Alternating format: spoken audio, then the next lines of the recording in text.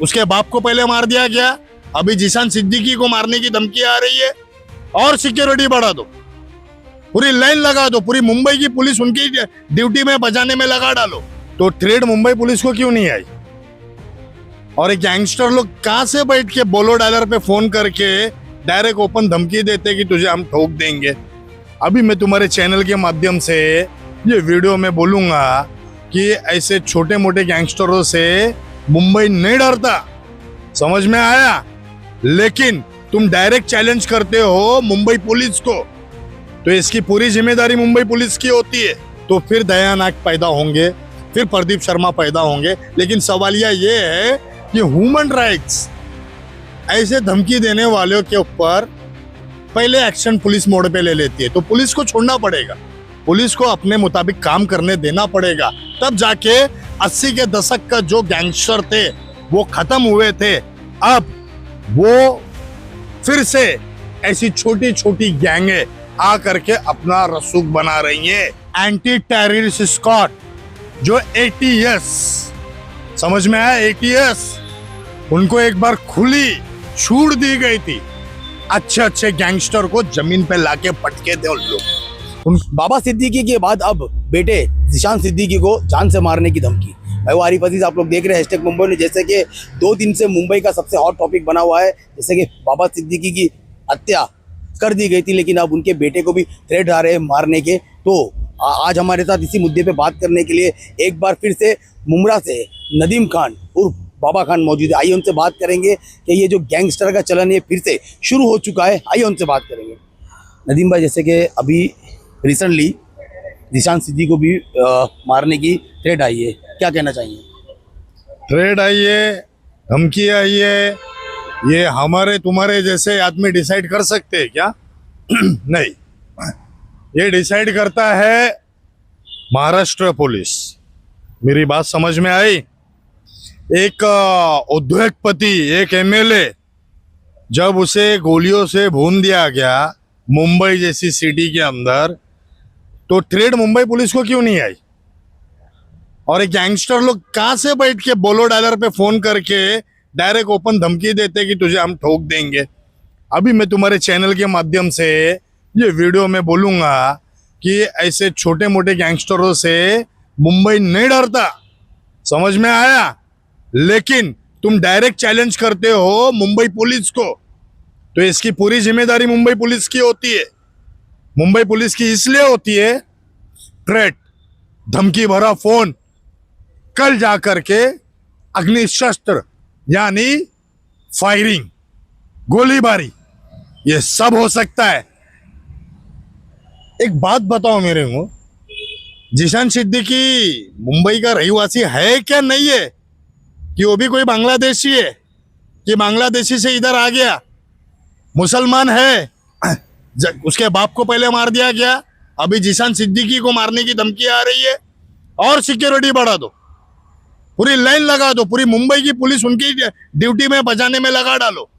ऐसा नहीं करेंगे। जो ट्रेड आया, अरे मुंबई टेक्नोलॉजी कितनी आगे है यार, कितनी आगे। हाँ, आज के टाइम पे नेट हो गया, CDR हो गया, हर कॉल ट्रेस हो रहे, लोग पकड़े जाते हैं, फिर भी इनको समझ में नहीं आ रहा। ओपन बैठ के, यानी कि ये गैंगस्टर साबित कर रहे हम मुंबई पुलिस से एक कदम आगे, हम एक कदम आगे। हाँ, तो याद रखो, मुंबई जो 80s के दशक में जो गैंगस्टर चले, वो ओरिजिनल गैंगस्टर थे। वो अपनी बातें कहा करते थे और सामने से आते थे। ये पीछे से आके गोली चला के नामर्दों की तरह किसी की हत्या करके भागना, ये मर्दों वाला काम नहीं है। जेल काटे हो ना तुम लोग, तो जेल की एक कहावत है कि बड़े बड़े गैंगस्टर रॉबरों के आगे नहीं आते थे। क्यों मालूम है? क्योंकि रॉबर है ना, छाती ठोक के लड़ते थे और अपनी चीज छीन के जाते थे। ये जेल की लैंग्वेज है, ये मेरी नहीं है।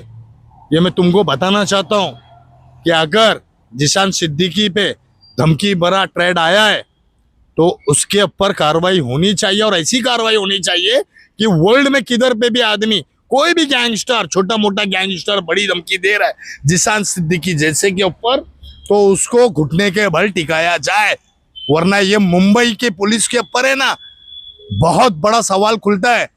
मेरे पे भी फायरिंग हो गई, पहले मेरे को भी ट्रेड आए, रोहित शेट्टी पे भी फायरिंग हो गई, उनको भी ट्रेड आए, ठीक है ना। फिर बाद में सलमान खान पे भी पहले हो गई, उनको भी ट्रेड आए। अरे मजाक बना दिया मुंबई नगर को, मतलब मच्छी का गल है मुंबई नगर। जब तुम्हारे मन में आ रहा है, गल डाल रहे और शिकार पकड़ रहे और मार दे रहे, ये नहीं चलेगा, ये मुंबई में नहीं चलता है भाई।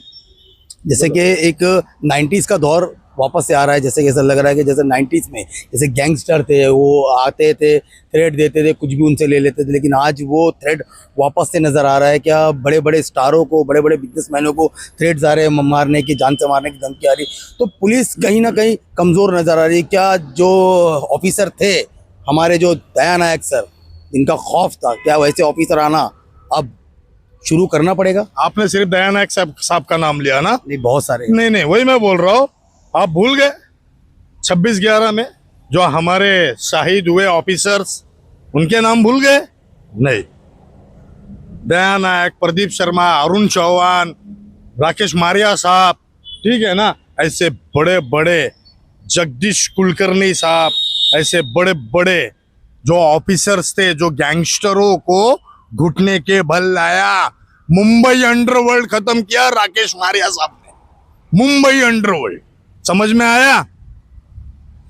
ऐसा आदेश देने वाला कमिश्नर जब आदेश देगा तो फिर दया नायक पैदा होंगे, फिर प्रदीप शर्मा पैदा होंगे। लेकिन सवालिया ये है कि ह्यूमन राइट्स ऐसे धमकी देने वालों के ऊपर पहले एक्शन पुलिस मोड पे ले लेती है, तो पुलिस को छोड़ना पड़ेगा, पुलिस को अपने मुताबिक काम करने देना पड़ेगा। तब जाके 80 के दशक का जो गैंगस्टर थे वो खत्म हुए थे, अब वो फिर से ऐसी छोटी छोटी गैंगे आ करके अपना रसूख बना रही है। मुंबई के बड़े बड़े बिजनेसमैन, उद्योगपति, उनसे खंडनी, एक्सटॉर्शन, फिरौती, सारा मामला पैसे का होगा कि भाई हमें बचना है तो हमें फिरौती दे दे। अरे किसी के बाप की कमाई नहीं है, वो मेहनत की कमाई है, और किसी गैंगस्टर के बोलने पे दिया नहीं जाएगा।